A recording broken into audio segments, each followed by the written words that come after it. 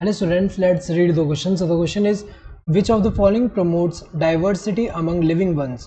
बताना है कि इनमें से कौन सा है जो कि प्रमोट करता है डाइवर्सिटी अमंग लिविंग वंस। तो अगर हम देखें, जैसे एग्जांपल अगर हम देखें, कोई एंसेस्टर में यहाँ पे बहुत सारे एक पर्टिकुलर एरिया में ऐसे बहुत सारे इंडिविजुअल जो है यहाँ पे ऐसे प्रेजेंट है।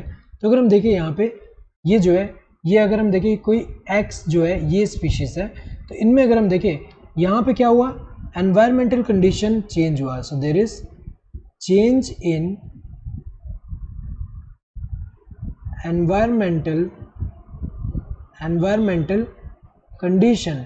तो एनवायरमेंटल कंडीशन चेंज होने की वजह से क्या हुआ, इनमें जो म्यूटेशन हुआ, तो कुछ इंडिविजुअल में अगर हम देखें म्यूटेशन से वेरिएशन आया, और ये जो वेरिएशन है इनके लिए बेनिफिट प्रोवाइड कर रहा है कि जो चेंजिंग एनवायरमेंटल कंडीशन है इसके साथ कोप अप कर पाए, और ये क्या होंगे, फिट होंगे, और ये एफिशिएंटली रिप्रोडक्शन कर सकते हैं और ऑफस्प्रिंग प्रोड्यूस कर सकते हैं।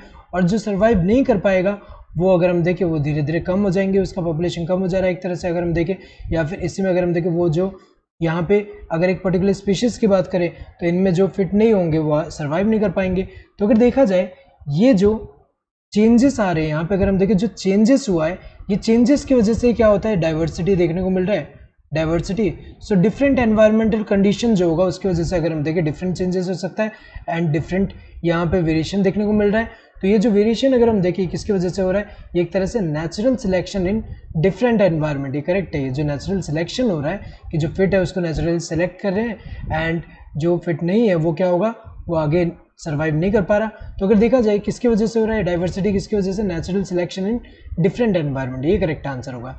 इनहेरिटेंस फ्रॉम कॉमन एंसेस्टर, ये तो एक तरह से इनकरेक्ट है, क्योंकि इनहेरिटेंस ऑफ कॉमन एंसेस्टर अगर कुछ इनहेरिट हो रहा है मतलब वो क्या हो रहा है कि सेम आ रहा है, कोई चेंजेस अगर हम देखें ये चेंजेस नहीं बता रहे। इनहेरिटेंस मतलब क्या बता रहा है, ये बता रहा है कि यहाँ पे चेंजेस नहीं, ये बता रहा है कि जो कैरेक्टर है वो जो इनहेरिट हो रहा है उसको बता रहा है। इससे तो डाइवर्सिटी यहाँ पे नहीं आ रहा। एंड क्लासिफिकेशन ऑफ ऑर्गेनिज्म से तो नहीं, ये तो गलत ही है।